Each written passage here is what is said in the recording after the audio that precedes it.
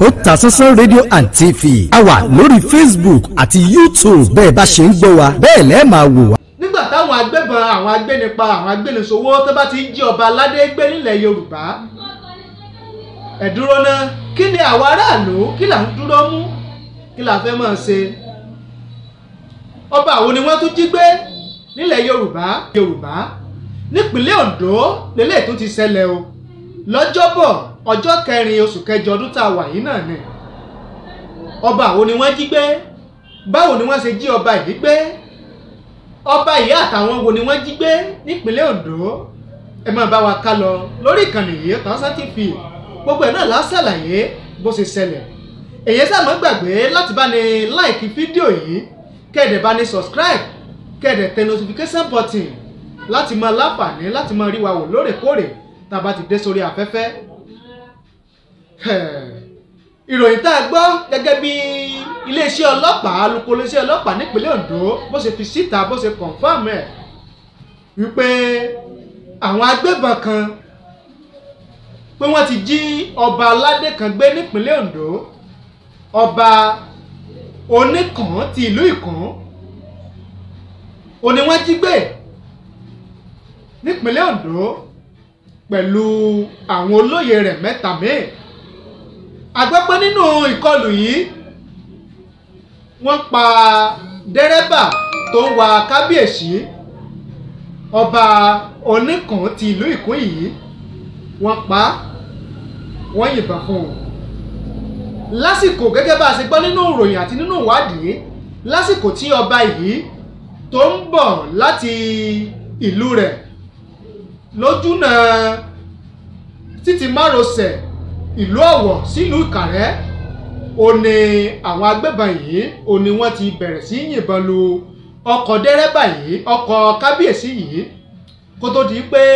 ìbọn bá dẹ́rẹ́bà kábíyèsí yìí ní dédé ọrùn báyìí ni ìbọn ti bá dẹ́rẹ́bà kábíyèsí yìí kó tó di pé wọ́n dúró kí àwọn agbébọn yìí kan tó jí kábíyèsí Ọba Onikun yìí ti ìlú Ikun yìí gbé Ọba Mukaila Bello àti àwọn ìjòyè mẹ́ta òní wọ́n jí gbé pẹ̀lú kábíyèsí yìí títí bí a ṣe ń sọ̀rọ̀ yìí wọn ò tí ì mọ ibi tí àwọn ajínigbé yìí àwọn agbébọn yìí ibi tí wọ́n gbé kábíyèsí àtàwọn mẹ́ta yìí lọ ṣùgbọ́n iléeṣẹ́ ọlọ́pàá fi yé wa pé iṣẹ́ ìwádìí ti ń lọ láti mọ ibi tí àwọn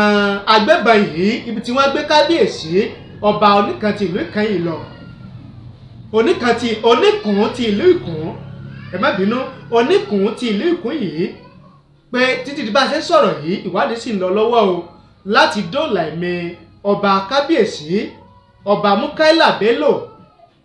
Onikun ti ìlú Ikun láti dóòlà ẹ̀mí wọn pẹ̀lú àwọn olóyè mẹ́ta tí wọ́n jọ jí wọn gbé papọ̀ ẹ̀gbọ́n náà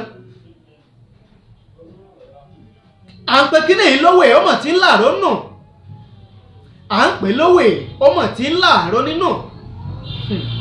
àlàbọ̀rọ̀ àwọn kíní yìí ọmọ ti dẹ̀wù sí wa lọ́rùn nílẹ̀ Yorùbá tẹ́ ẹ̀ bá dẹ̀ gbàgbé ní nǹkan ọ̀sẹ̀ tó kọjá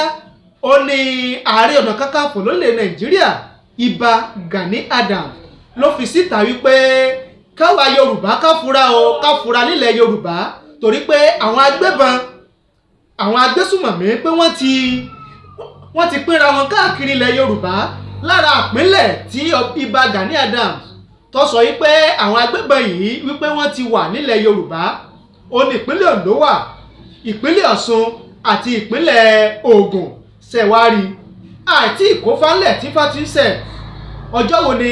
Ìbà Gani Adams ló kígbe fáwọn ọmọ orílẹ̀ Nàìjíríà fáwọn ọba aládé nílẹ̀ Yorùbá múlẹ̀ṣẹ́ ọlọ́pàá fáwọn elétò ààbò wípé kí wọ́n fura kí wọ́n sì wà nígbáradì ọjọ́ òwá ni eléyìí tá a tún sọ yìí ló tún ṣẹlẹ̀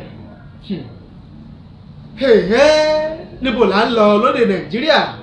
níbo là ń lọ lọ́rọ̀ ètò ààbò nílẹ̀ yìí níbo là ń lọ nílẹ̀ Yorùbá ẹ̀yin lọ́balọ́ba ẹ̀yin ládéládé ẹ má mà sùn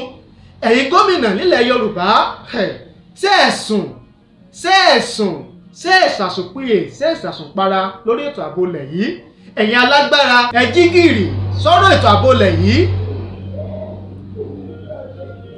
ọmọ yẹn ká ṣèpàdé ká ṣèpàdé papọ̀ ká ṣe àpérò ká tètè wọ́nà àbáyọ sọ́rọ̀ ètò ààbò ilẹ̀ yìí torí pé tíṣà jábọ́ ọmọ sùkùú fọ́nká ni o nígbà tó bá ti ń jí ọba ládéládé gbé